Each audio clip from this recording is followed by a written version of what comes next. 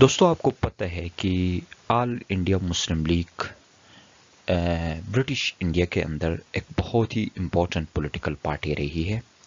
یہ یہی پارٹی تھی جس کی کوششوں سے انڈیا کی ہسٹری چینج ہو گئی۔ انڈیا دو حصوں میں ڈیوائڈ ہو گیا، پاکستان اور انڈین یونین کے درمیان۔ تو آل انڈیا مسلم لیگ 1906 کو انڈیا کے مسلمز نے بنایا تھا، اور یہ کلیم کر کے کہ یہ انڈیا کے مسلمز کی سول ریپریزنٹیٹیو ہے اور یہ انڈیا کے مسلمز کی ریپریزنٹیشن کرے گی۔ آپ کو پتہ ہے کہ اس سے پہلے انڈیا کے اندر پولیٹیکل پارٹیز موجود تھے۔ جو ڈومیننٹ پولیٹیکل پارٹی بنی ہے وہ انڈین نیشنل کانگریس 1885 کو بنی ہے، لیکن اس سے پہلے بھی چھوٹے چھوٹے پولیٹیکل پارٹیز موجود تھے، جیسے مہاجن سبھا تھی اور اس طرح سے دیگر چھوٹے چھوٹے پولیٹیکل پارٹیز تھے۔ لیکن ان پولیٹیکل پارٹیز کے ہونے کے باوجود 1906 کو انڈیا کے مسلمانوں نے اپنی ایک الگ سیاسی جماعت تشکیل دیا۔ اب وہ کیا وجوہات تھے کہ انڈیا کے مسلمز نے اپنی ایک الگ پولیٹیکل پارٹی بنانے کا فیصلہ کیا؟ اور آپ کو پتہ ہے کہ کوئی بھی پولیٹیکل پارٹی ایسے تو نہیں بنتی ہے کہ صبح اٹھ کے کچھ پولیٹیکل لیڈرز نے سوچا ہو کہ let's make a political party اور پولیٹیکل پارٹی بنا دیا۔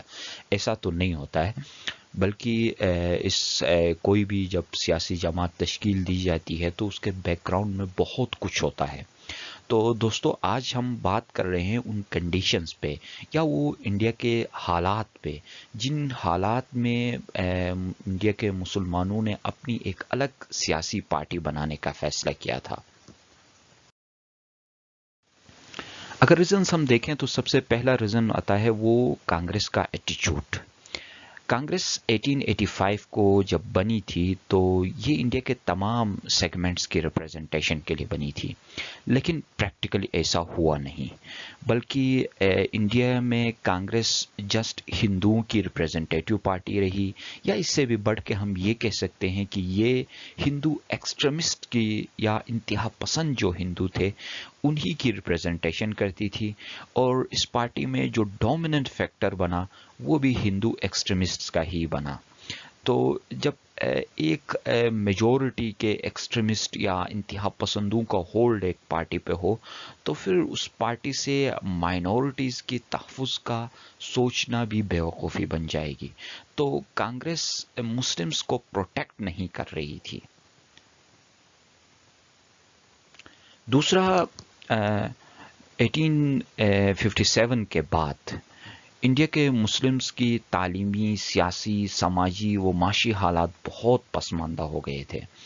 دوسرے لیکچرز میں ہم نے بتایا آپ کو کہ جیسے کہ 1857 کے بعد مسلمز برٹش کو یہ لگ رہا تھا کہ مسلمز ہی اس ریبیلین کے رسپانسبل ہیں، اور اسی وجہ سے مسلمز کے اوپر طرح طرح ظلم کر رہے تھے، اور پھر بہت سارے مسلمز بھی اس میں نیگیٹو رول ادا کر رہے تھے۔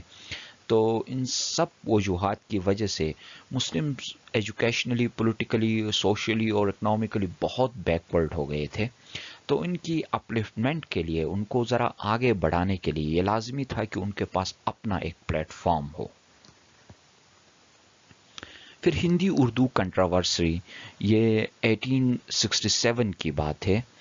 تو یہ ایک لنگوسٹک کلیش تھی جو کہ کمیونل کلیش کی شکل اختیار کر چکی تھی۔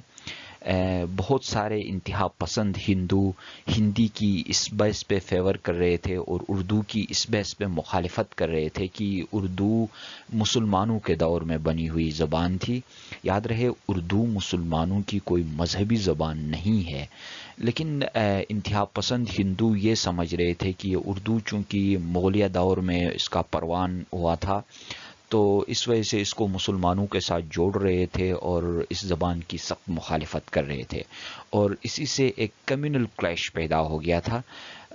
اور یہ بھی دکھاتا ہے، ایک فالٹ لائن دکھا رہا ہے، اور یہ فالٹ لائن کی ہندو اور مسلم کے درمیان جو دوریاں تھے یہ رسپانسبل بنے کہ انڈیا کے مسلمانوں نے آل انڈیا مسلم لیگ کے نام سے اپنی ایک سیاسی جماعت تشکیل دیا۔ پھر مسلمانوں کی جو اینٹی تھی، مسلمانوں کی بقا، اس کو وہ خطرے میں پڑ چکی تھی، کیونکہ بہت سارے انتہا پسند ہندوؤں نے کئی تحریکوں کا آغاز کیا تھا جن کا مقصد صرف اور صرف مسلمانوں کی شناخت کو مٹانا تھا، جس میں شندی کی تحریک ہے، شنگٹن کی تحریک ہے. یہ تحریکیں تھیں مسلمانوں کی شناخت کو مٹانے کے لیے. اب ان کی شناخت کو بچانے کے لیے لازمی تھا کہ ان کے پاس اپنا ایک پلیٹ فارم ہو جہاں سے وہ اپنی کلچر کو پروموٹ کر سکے، اپنے طور طریقوں کو پروموٹ کر سکے. 1905 میں بنگال کو 2 حصوں میں تقسیم کیا گیا تھا، جس کے اوپر ایک الگ لیکچر بھی موجود ہے. دوستو آپ اس چینل کو سبسکرائب کرنے کے بعد وہ بھی دیکھ سکتے ہو. جب بنگال کو 2 حصوں میں تقسیم کیا تو اس سے بظاہر ہندوؤں کے لیے کوئی نقصان تو نہیں تھا، کیونکہ متحدہ بنگال ہندو اکثریت تھی. تقسیم کے بعد ہندوؤں کی ایک اکثریتی صوبہ بن گیا تھا اور مسلمانوں کی ایک اکثریتی صوبہ بن گیا تھا.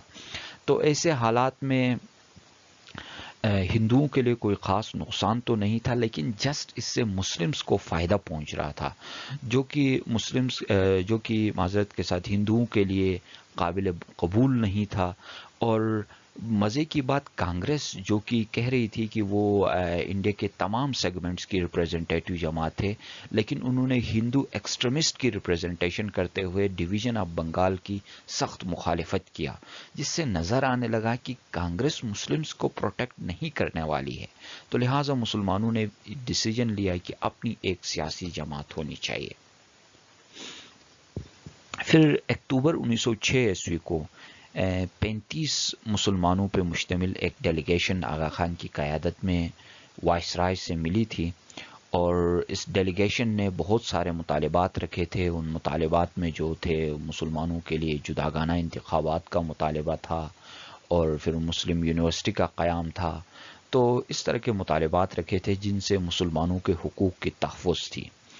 اور وائسرائے نے اس بات کی یقین دہانی کرایا تھا کہ ان کے مطالبات پہ عمل کیا جائے گا.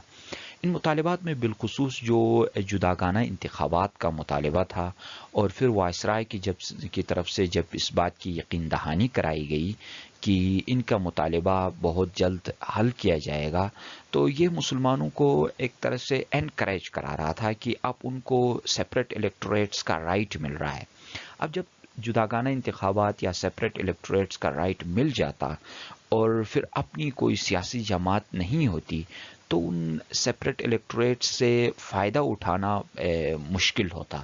تو لہٰذا یہ بھی لازمی تھا کہ مسلمانوں کی اپنی ایک سیاسی پارٹی ہو، تاکہ جو مراعات برٹش گورنمنٹ کی طرف سے ملتے جائیں گے ان سے فائدہ اٹھایا جا سکے.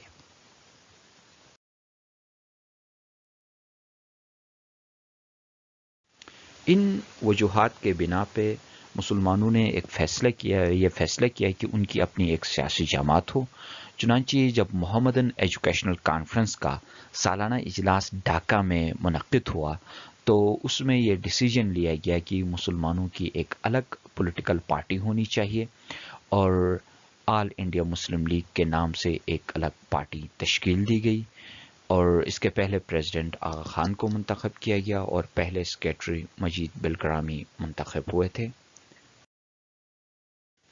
اب اس جماعت کے آبجیکٹیوز کیا تھے، یعنی مقاصد کیا تھے؟ ان میں سب سے پہلا مقصد تھا انڈیا کے مسلمانوں کے حقوق کی تحفظ کرنا اور ان کے مطالبات کو آئینی اور پرامن طریقے سے حکومت تک پہنچانا. یہ ان کا سب سے پہلا مقصد تھا.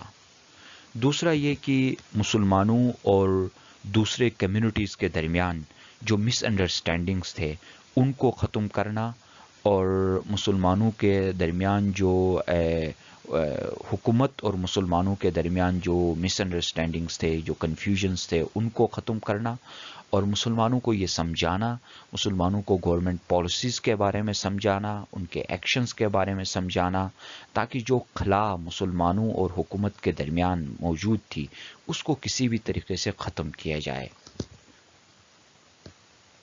پھر مسلمانوں اور جو انڈیا کے دوسرے کمیونٹیز تھے جن میں ہندو تھے، پارسی تھے، سکھ تھے، ان کے ساتھ دوستانہ تعلقات قائم کرنا، یعنی مسلمانوں اور سکھوں کے درمیان یا مسلمانوں اور ہندوؤں کے درمیان جو خلیج تھی اس کو ختم کرنا۔ تو آل انڈیا مسلم لیگ جب شروع میں بن گئی تھی، یہ ایک انتہائی لبرل سی پولیٹیکل پارٹی کے طور پہ تشکیل دیا گیا تھا، جس کا مقصد ہندوستان کے مسلمانوں کے حقوق کا تحفظ کرنا تھا، مسلمانوں اور حکومت کے درمیان تعلقات کو بہتر بنانا تھا، اور مسلمانوں اور انڈیا کے اندر موجود جو دوسرے کمیونٹیز تھے ان کے ساتھ تعلقات کو بہتر بنانا تھا۔